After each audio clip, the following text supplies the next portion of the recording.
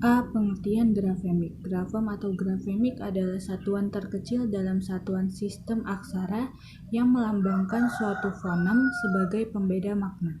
Satu grafem dapat dipetakan tepat pada satu fonem, meskipun cukup banyak sistem ejaan yang memetakan beberapa grafem untuk satu fonem. Misalnya yaitu grafem N dan grafem G untuk fonem eng, atau sebaliknya, satu grafem untuk beberapa fonem. Grafem ada dua macam, yaitu grafem yang mengikuti sistem fonetis dan grafem yang mengikuti sistem fonemis.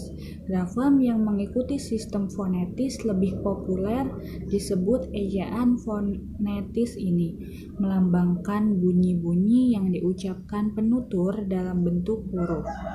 Oleh karena itu, jumlah bunyi yang dilambangkan relatif lebih banyak dari jumlah huruf yang terdapat dalam alfabet. Sementara itu, grafem yang mengikuti sistem fonemis lebih populer disebut ejaan fonemis, melambangkan fonem-fonem bahasa tertentu dalam bentuk huruf.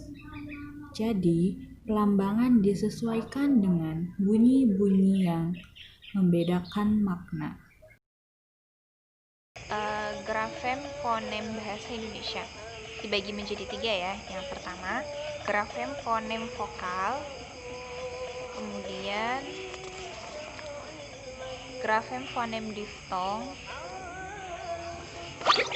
kemudian yang ketiga grafem fonem konsonan. Yang kedua, grafem fonem diftong.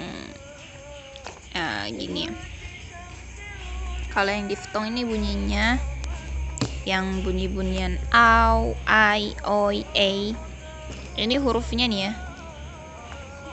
Hurufnya au, tapi dibacanya kan gini seperti ada huruf W. Di sini tulisannya hurufnya A sama U, tapi dibacanya A sama W ya, au. Terus ada yang dibacanya I, yang huruf A sama I. Terus ada yang dibaca oi, itu yang huruf O sama I. Ada yang dibaca E, itu huruf E sama I.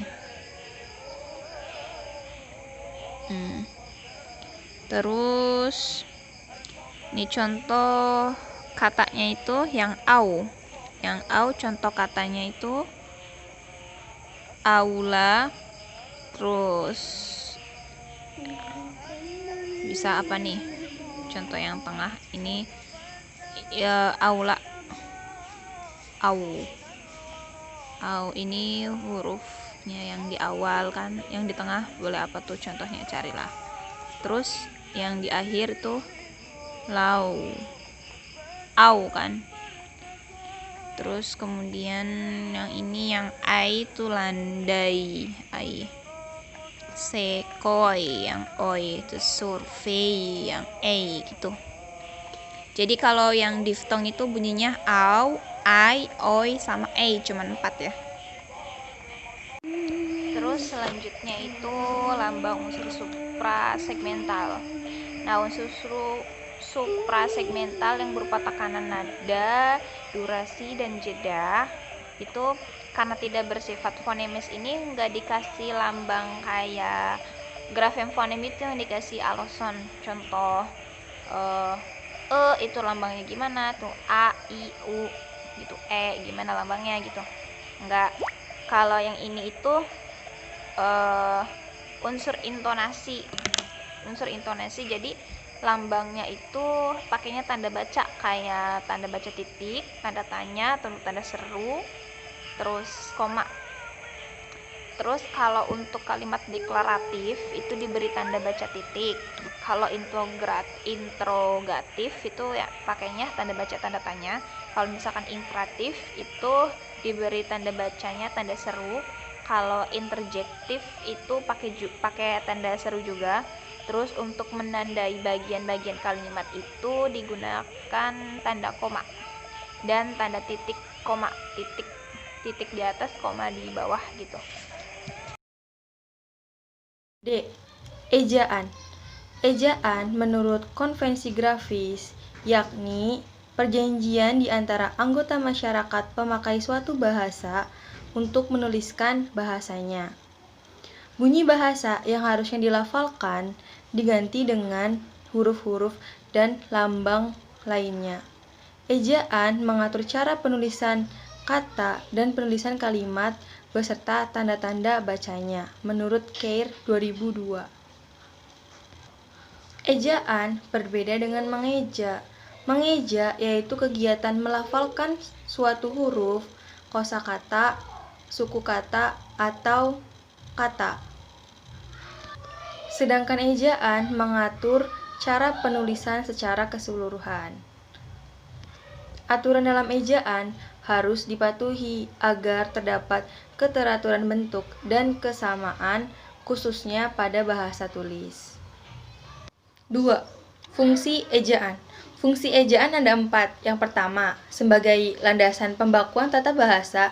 Yang kedua, sebagai landasan pembakuan kosakata dan peristilahan. Yang ketiga, alat penyaring masuknya unsur-unsur bahasa lain ke dalam bahasa Indonesia. Dan keempat, membantu pembaca untuk memahami informasi yang disampaikan penulis, menurut Winarto 2016. Prinsip dasar perubahan ejaan dalam bahasa Indonesia. Perubahan ejaan dalam bahasa Indonesia memiliki prinsip dasar yang menjadi patokannya, yakni prinsip kecerdasan, prinsip kecermatan, prinsip keluasan, dan prinsip kepraktisan. Yang pertama yaitu ada prinsip kecermatan, yaitu sistem ejaan tidak boleh mengandung kontradiksi. Kemudian yang kedua yaitu ada prinsip kehematan atau efisiensi. Pada hakikatnya, sebuah bahasa mempunyai prinsip kehematan, yaitu satu ejaan disusun dan disepakati untuk menghemat tenaga dan pikiran pemakai bahasa dalam berkomunikasi. Kemudian yang ketiga yaitu ada prinsip keluasan. Keluasan berarti kemampuan beradaptasi terhadap perkembangan zaman. Kemudian yang terakhir yaitu ada prinsip kepraktisan. Prinsip kepraktisan ini terkait dengan penggunaan tanda diakritik.